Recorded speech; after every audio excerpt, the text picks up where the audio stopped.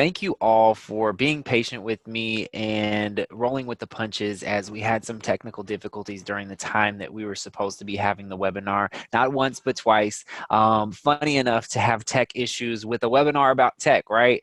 So thank you so much for being patient with me. And I'm going to go ahead and present the webinar now so you'll have access to this recording.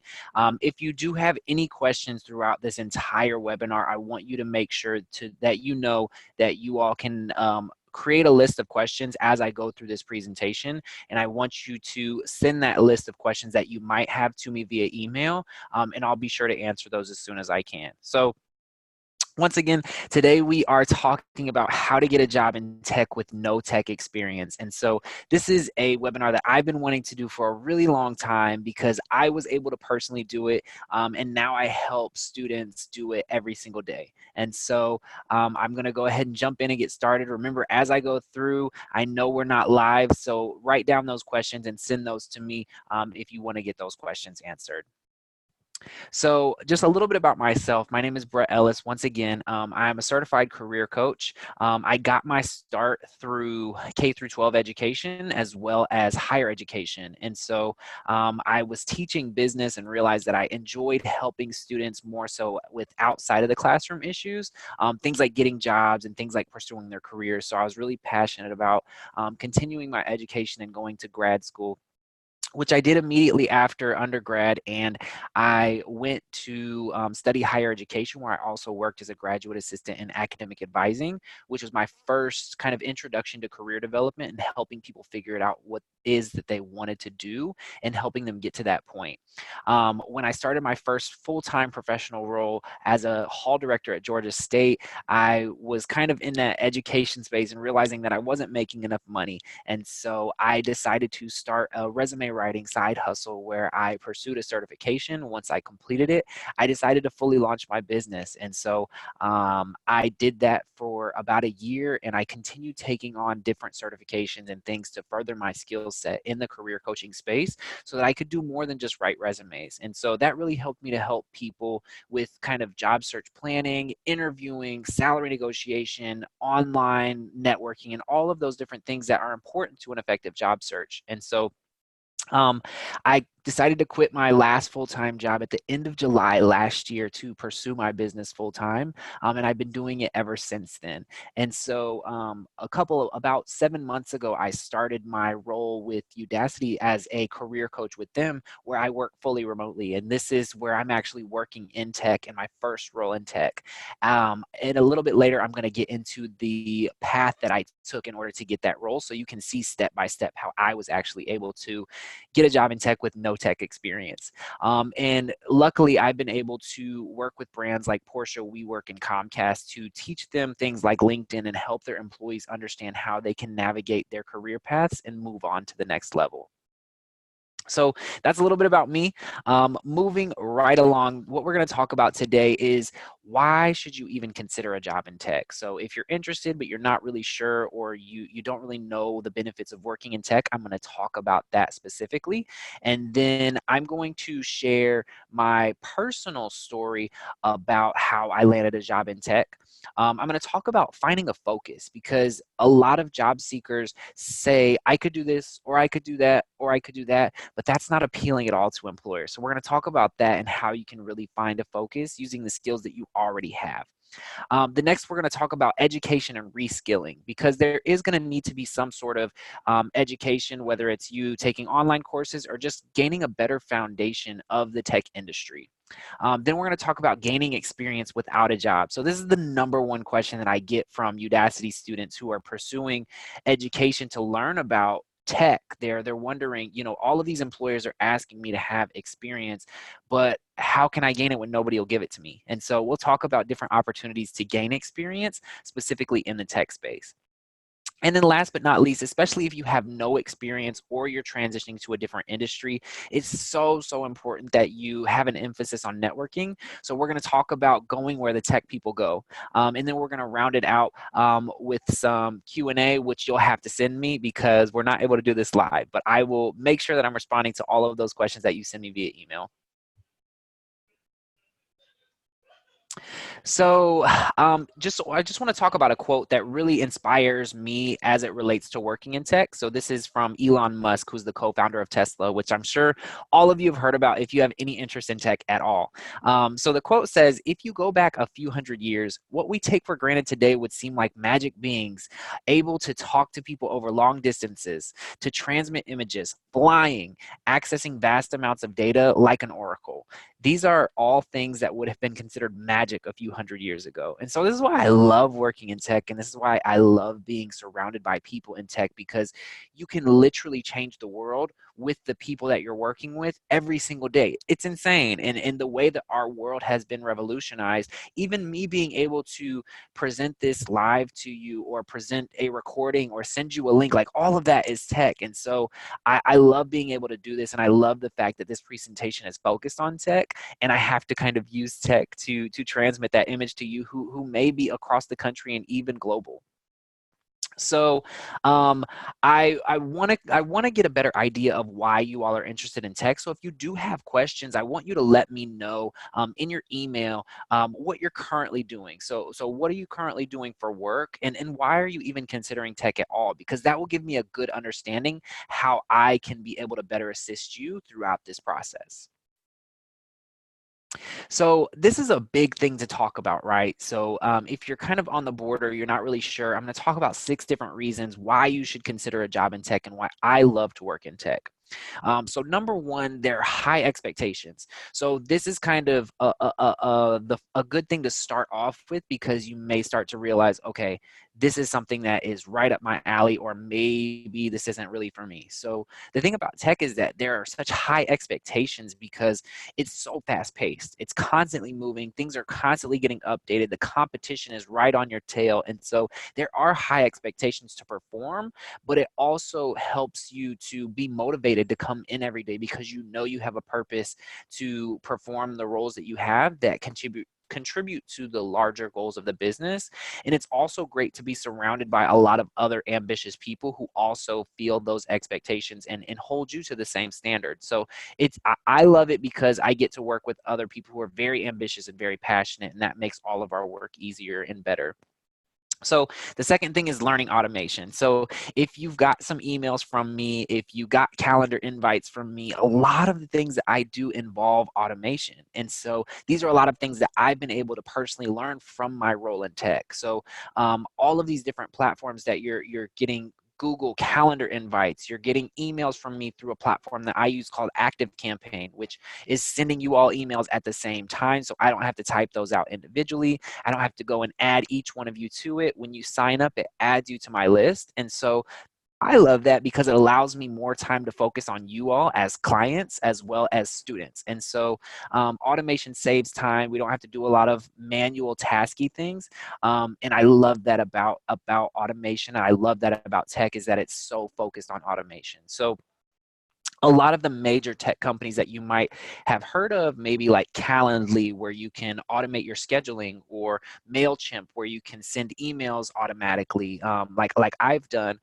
There are so many different tools that you can use to automate your business, and things that it's just a really good skill to learn, even if you're not an entrepreneur.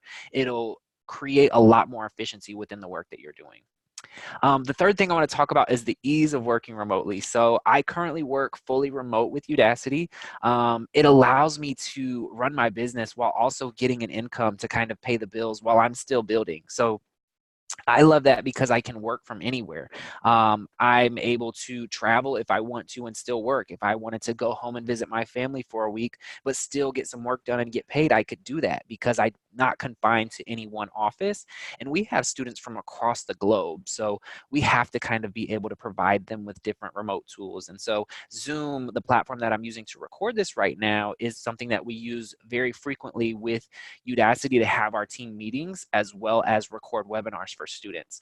A lot of traditional companies haven't really mastered kind of this idea of working remotely, whereas tech companies, a lot of them have started off doing that because they're looking for the best talent. They don't necessarily want to be confined to the people in their area. And so tech companies have really mastered this and make it very easy to work remotely in a lot of different situations, whereas it's not the same case in a traditional environment. The fourth thing to consider is that innovation is welcome. So, kind of what I talked about, one of my motivations for getting into tech, I come from higher education, which is a very kind of old school mindset and a very traditional leadership mindset. And so, you hear a lot of things like, well, we've always done it that way, or that's just the way we do it. And I felt really constricted as somebody who is extremely passionate, very creative, crazy ideas. And so, I love that when I have ideas and present them to our leadership, they're open to it and they give me, they empower me to want to take on those ideas and actually execute them and make them happen while still providing me with the resources that I need to accomplish those goals, especially if they're good ideas. So I love that. I love being innovative and love being creative, and tech is a great place to do that. Another thing to think about is you're rewarded for results. And so you're not seeing, your counterparts getting promoted just because they've been there longer. You get rewarded for actually making an impact on your organization. So if you're in a position where you feel like you're working harder than everybody else and you're staying late and you're working hard, but you're not really getting that, not necessarily recognition, but you're not getting rewarded for that. It's very different in tech because a lot of these companies are fighting, literally fighting with their money to recruit and kind of sometimes steal the best talent. So if they know that you're a software engineer for a major tech company and you're doing really well, they will try to poach you from those companies by offering you higher salaries. And so tech can be really great if you're a really ambitious person, as well as somebody who's just good at producing. You have a lot of young CEOs and a lot of very young people in high level positions. So having 10 years of experience is not as relevant as it might be in a more traditional setting. So this is one of the major reasons why I love tech and why I love being able to really work hard, because I know it's going to be recognized, sometimes financially. And then lastly, this is a little bit more internal and maybe a motivation that you have in general, but there's a need for diversity in tech. If you think about it, most of the people, and this is, me being completely honest and realistic about what's factual, a lot of the people who are coders and developers are white and Asian men. And so a lot of the tech that we use is indirectly biased. Not to say that those two populations are any more biased than others, but if you have only two types of people creating things for everyone, there's not always going to be a lot of different considerations for other people. So it's really important for you to think about, a lot of these different tools are not being represented by women and not being represented by people of color. And so if this is something that you're passionate about in general, tech can be a really good place for you, because you can literally make a world of difference by providing your ideas and sharing, hey, wait a minute, that's not okay. I know we've seen plenty of scandals to know that there's a need for diversity outside of just a marketing tool. It is an extremely powerful concept to have diverse teams with diverse backgrounds and different experiences to provide everybody with access and the best quality product. So those are my top 6 reasons. And a lot of these contribute to my passion for working in tech, as well as wanting to continue a career in tech. So now I want to jump into my road to Udacity. So my road to my first job in tech with no tech experience. So before we jump into that list, I wanted to share this picture. This is actually a picture of me working from one of my really good friends' apartments in Chicago. And so it's just really cool to be working remotely and being able to, travel while also still being able to kind of call in and coach students. So I love that, and I wanted to share that image. But okay, so number one, I wanted out of the traditional higher ed system. I was tired of doing things the old way and not necessarily being able to implement my ideas. And I wanted to find a space where I was appreciated for being great at education and trying to find a place for that outside of a traditional setting. And so that was kind of my first step, was like, okay, let me consider other options. So as I was looking for career coach jobs, I found a role at General Assembly, which I didn't know what it was. And so doing more research, I found out that General Assembly is a tech education company. So they teach students in what are called immersive programs. So it's several weeks to, several months of really intense focus on a specific area within tech. So it might be a 4-month course on coding, or it may be a 3-month course on um, data data science or user experience, or what else is there? like cybersecurity, all of these things that are really kind of hot topic, sexy skills to have in tech. A lot of these companies are starting to teach those. So I ended up not getting that job, which was a little bit frustrating because I did get an interview. I had several interviews, made it to the very end, and was not selected at the end. But it really opened my eyes to a completely new industry to even consider being an educator and still working in tech. So the next thing, and this is kind of chronological. So the next thing is I attended a launch party at a place called Flatiron School, which is very similar to General Assembly as well as Udacity, but both General Assembly and Flatiron School are majority in person. So you actually go to a physical location and start learning these skills and going to class.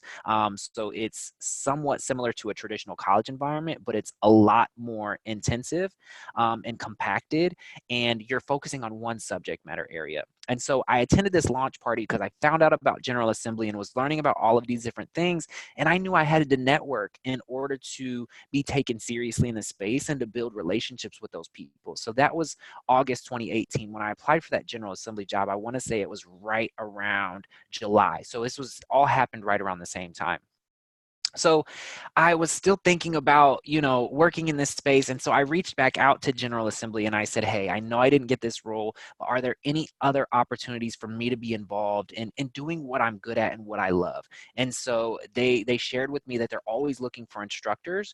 And so after going through the process of trying to get hired with them, I actually had to present to their team. And so I didn't even have to go through their instructor interview process because they had already seen me present.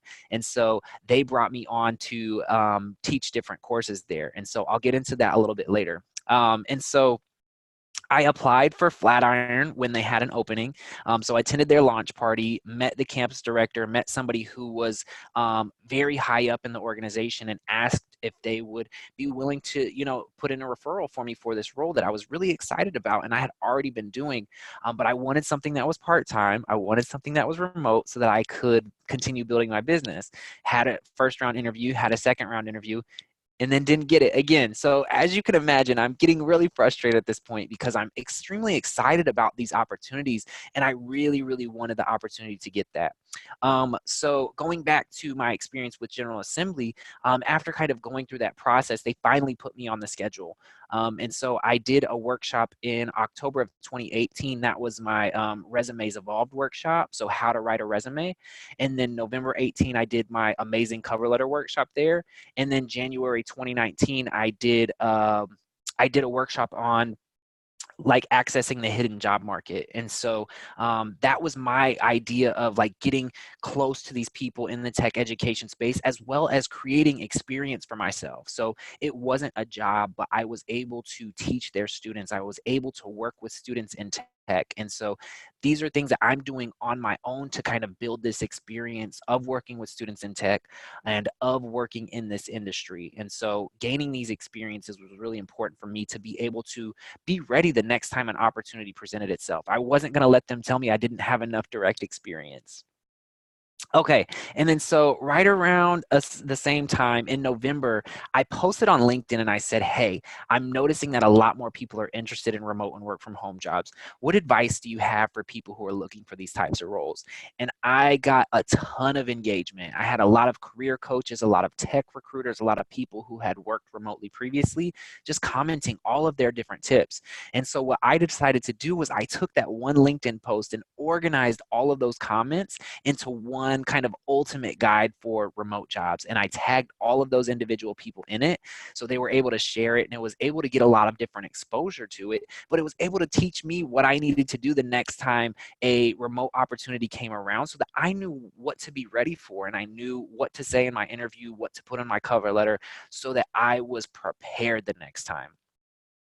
So once again, I continued creating content on LinkedIn. That if anybody knows me, you may have found this opportunity because of LinkedIn. I'm always putting out job search tips and resources for job seekers. And so I just kept up with that as a way to continue building my personal brand around being a good career coach. And as well as, creating consistent content and running my business, I was always at events. So anytime Flatiron School had an event, I was there. I didn't care what it was. I even went to like a data science launch party.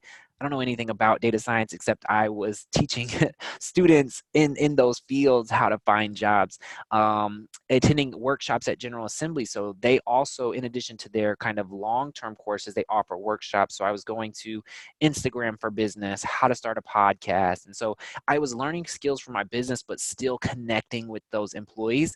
And they were always, hey, Brett, they knew my name. And so I wanted that because if there was another opportunity for me, I wanted them to know my name when it came across their desk. And so I also attended different meetups, which is something that we'll talk about a little bit later, just to continue networking in the tech space in Atlanta.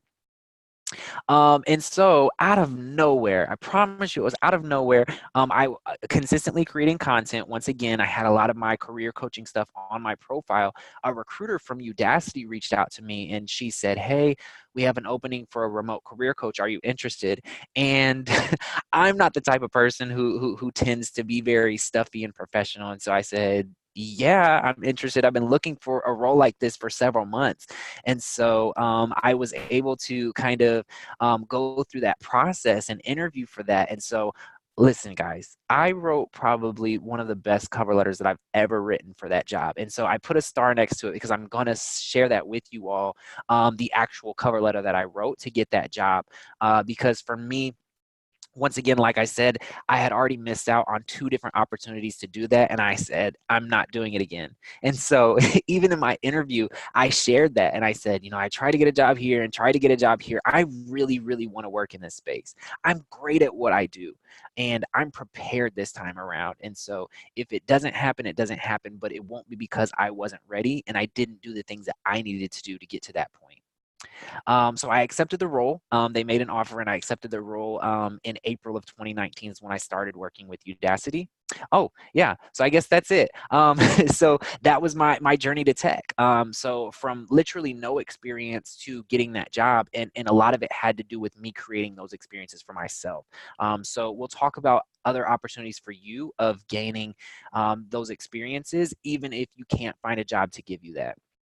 So moving on, this is so important. As I mentioned, like recruiters and employers, they want to know that you're good at something. They don't want to know that you're interested in this and interested in that and interested in that, or I could do this and I could do that. They want to know what you're good at. And this is so important because it's going to impact how you write your resume. It's going to impact how you write a cover letter. It's going to impact how you present yourself on LinkedIn. It's going to impact the conversations that you're having in networking environments. So you need to find a focus. And it's okay for you to have multiple interests, but as it relates to kind of getting your feet wet and transitioning into a new industry, you want to make sure that you're focused. And so you want to think about several questions. So if you want to, you can even pause here and actually take some time to answer these questions because you need to have an answer ready for these questions. So what do you even want to do? So nobody wants to work with somebody who's not passionate, who's not excited to come into work every day. And so you need to do some research on what are the different jobs in tech, what types of things are available that you are even interested in. The next thing you have to think about is what are you good at? So if you want to be a web designer but you've never coded anything, you're probably not going to be very competitive in that role unless you go to a boot camp or a place like Udacity or General Assembly or Flatiron School or something like that as a way to develop those skills. So you have to kind of combine what you're interested in as well as what you're good at. Then you want to think about who are the key players. So for me, I knew I wanted to be in the tech ed space. And so General Assembly, Flatiron, Udacity, Thinkful, I knew who those key players were to be able to do research and find events in person as well as connect with people via LinkedIn. Where can you go to network? Luckily for me, a lot of those places had physical locations. So I was able to attend those events. I was able to connect with their staff and I was able to meet with people for like one-on-one coffee chats as well. So you need to know where you can go to actually get some of that face-to-face interaction. What else do you need to know? So do you have to go back and complete a program? Are there online courses that you complete to get to be more marketable in this area? Or do you just need to know a little bit more about tech to even be able to have conversations with people? I'll talk about that a little bit later as well. And then how can you prove your worth? So as recruiters, they go through hundreds of applications. They have hundreds of interviews. You're not special just because you say you are. You have to be able to actually prove the things that you're good at. And so a couple of things that I mentioned before, I was doing workshops. I wrote an article, a very in-depth article that people kind of took to and got a lot of engagement with. And so I had several different things that I could physically show to them that was showcasing my worth and my ability to be a good career coach and to work specifically with students in tech. So once again, just to recap, it's extremely important that you have a focus and know kind of what that is going into it. If you're watching this right now and don't know what that is, that's completely fine. Take some time to think about it. Take some time to reflect on it. And you can even feel free to reach out to me and ask, hey, Brett, I've been doing this for a while. This is something that I'm interested in. What do you think? And I'll definitely be sure to provide you with some feedback as well as some ideas for how you can gain some experience as well as showcase that. So let's talk about that. Let's talk about education and reskilling as a way to be more competitive for these roles. So there are kind of two different things that I think about when it comes to education, especially now, that's in person and online. And so some in-person education opportunities, if you're looking to gain skills specifically within tech. So let's say you're trying to transition to something completely different. You want to be a web designer, or you want to be a data scientist, or you want to be a UX, UI designer, something like that, you will probably more than likely have to pursue some sort of additional education. And it really depends on your preferences. I know for me, I need some sort of in-person education if it's going to be long-term and very intense. If it's like learning how to run one thing, maybe I could do like an online course, but I'm engaged in person. I want to see people. I want to talk to my classmates. I want to, write things down. And so these are a couple of opportunities for you to consider as it relates to actually going in person and learning some of these skills. So in your location, they have a lot of these in major cities. So General Assembly, as I mentioned, Flatiron School, Thinkful, these are all good places for you to think about actually attending in person and learning a new skill in tech. So not necessarily finding a place for you in tech if you just want to do kind of what you've been doing in a tech company, but maybe you want to do something very tech related, you're going to need a little bit of additional information. And there are also some university-sponsored boot camps. So I'm located in Atlanta, Georgia. Georgia Tech has a really great program with several different boot camps for coding, cybersecurity, and things like that. So look into these options if that's of interest to you. It's never too late to kind of go back and do that. And a lot of these places really pride themselves on being able to place their students. So some of them have upwards of like 85% placement rate for people who are completing these programs within 4 or 5 months. So you could literally start in January and have a brand new job in tech doing something tech related within a year. It's possible, and people are doing it every day. You just might not have heard of it yet. In my opinion, this is the future of higher education. I think more people are going to pursue programs like this versus going for a traditional 4-year degree. So similarly to these in-person, you have online opportunities. So Udacity, the company that I work for, those programs are completely online. They don't have physical locations for you to attend class.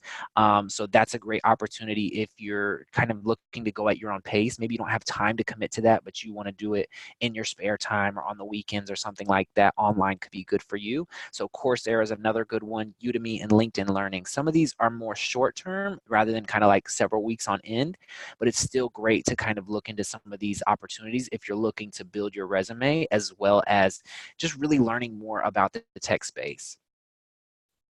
So moving on to gaining experience. So this is probably going to be the issue that most of you struggle with if you're trying to transition to a different industry. As I mentioned before, this is the #1 question that I get from Udacity students. How can I gain experience when nobody will hire me? So I've showcased a couple of different options, right? So professional organizations are so beneficial. So if you can find something in your area that's focused on tech, it doesn't even need to be focused on tech. You may work in HR. Find an organization that's focused on HR because everybody is using tech. Tech is infused into every single industry, and so you can't even avoid it. This is great opportunity for you to join some of these organizations because some of them may have committees that are focused on technology, or some of them may have major projects where they're building a website or they're building an app or they need somebody to create automations for them. So this can be really, really great opportunity, not only for gaining experience, but for also just the networking aspect. People are able to see your work ethic and really, get to know you on a consistent basis. Different organizations don't necessarily need to be career specific. They may be social. So here in Atlanta, I'm involved with the Urban League of Greater Atlanta Young Professionals. And so they have a innovation and technology committee that you could be a part of as a way to develop your skills and learn more about tech as well.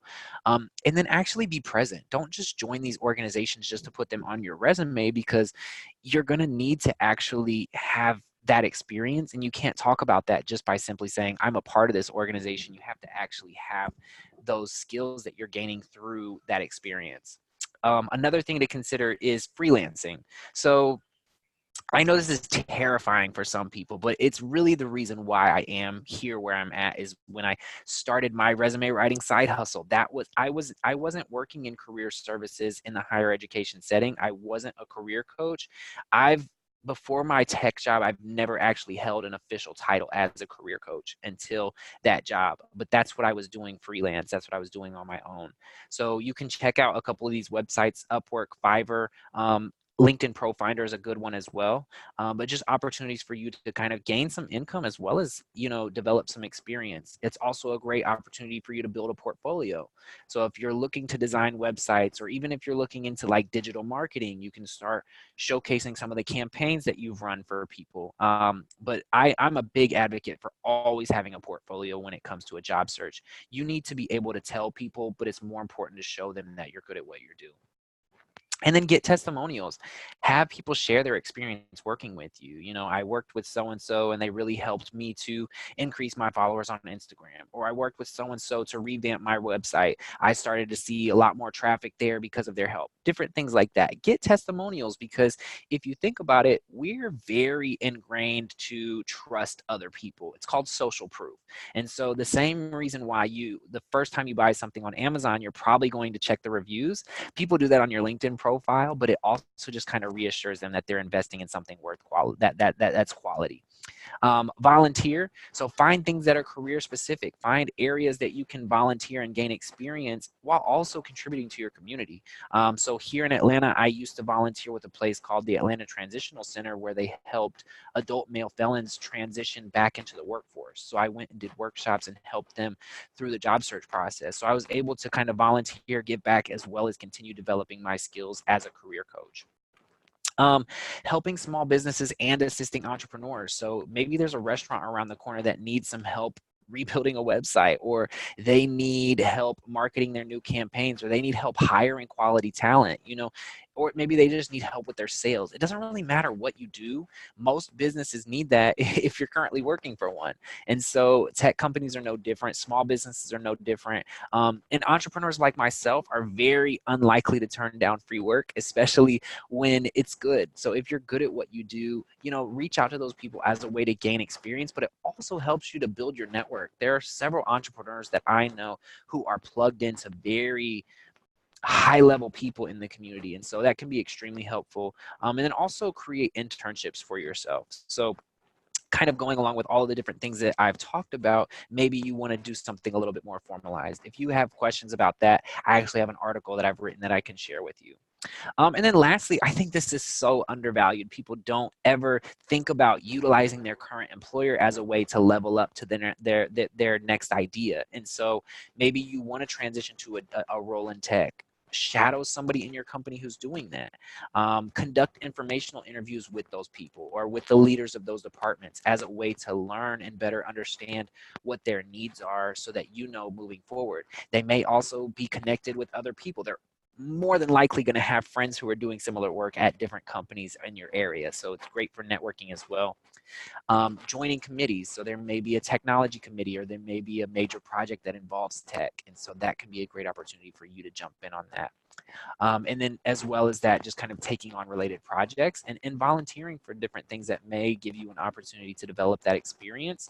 But don't do any of these things without first setting aside time to think about how you're going to actually document this experience. If you do all of this and have no idea how to showcase that, it doesn't really help you as it relates to your job search, because they're going to want to see, okay, well, why did you do that? How did that help?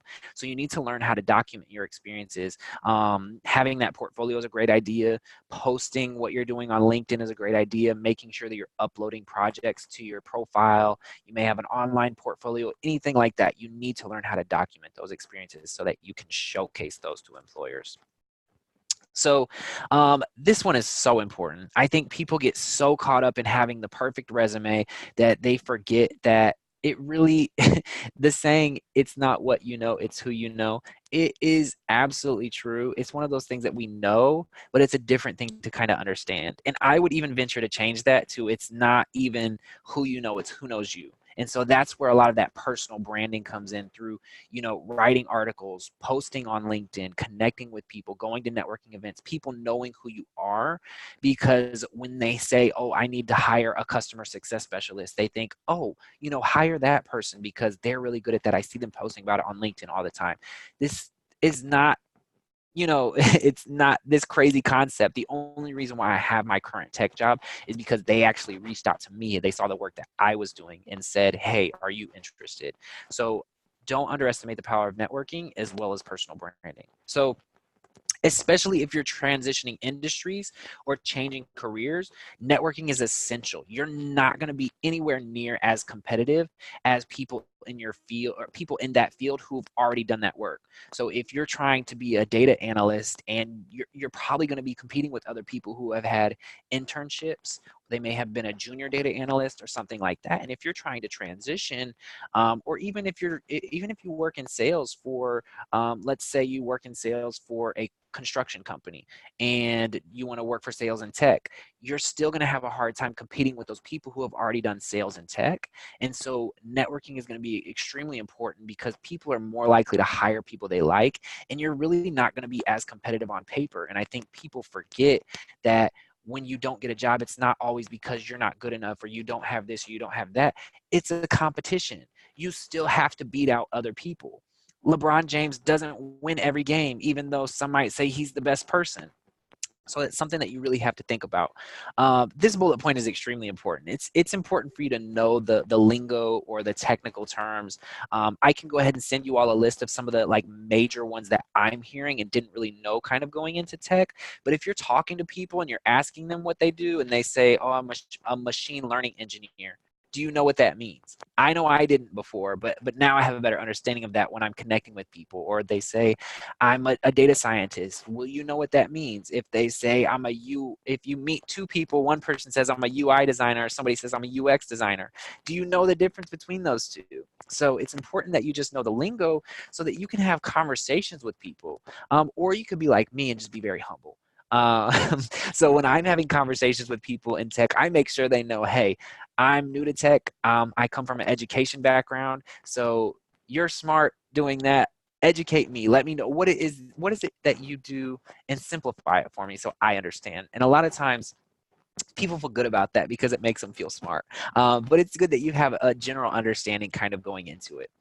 So here's some great networking opportunities that you can consider in person, different resources. So meetup.com is great. Most people know that for its social meetup. So yoga in the park, or, ice cream babes or something. I don't know. But they actually have those that are more focused on careers as well. So you may find meetups that are tech focused, or meetups that are focused on your career who have conversations about tech. So there's one that I attend here in Atlanta. It's called Technologists of Color. And so they meet very frequently and have different events. And so it's good to kind of be in that space just to learn, but also to network. Eventbrite, most people know about Eventbrite for its event hosting, but they don't often use it for its browser search features. So you can actually search tech or something like that, find technology, different things like that, and find events that way to attend.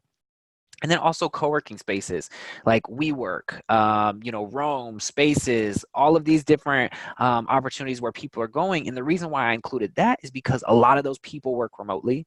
A lot of those people work in tech and need an office. So it's a great place to network and get to know people. I personally have a membership at a place in Atlanta called The Gathering Spot, where a lot of those people work in tech. So it's great for networking as well as for me to just learn a little bit more about that industry. Um, do not do not underestimate the power of in-person networking. I would venture to say that you're more likely going to find a job if you spend 5 hours a week networking than spending 20 hours a week applying for jobs online. If your only strategy is applying for jobs online, you're probably not going to do very well.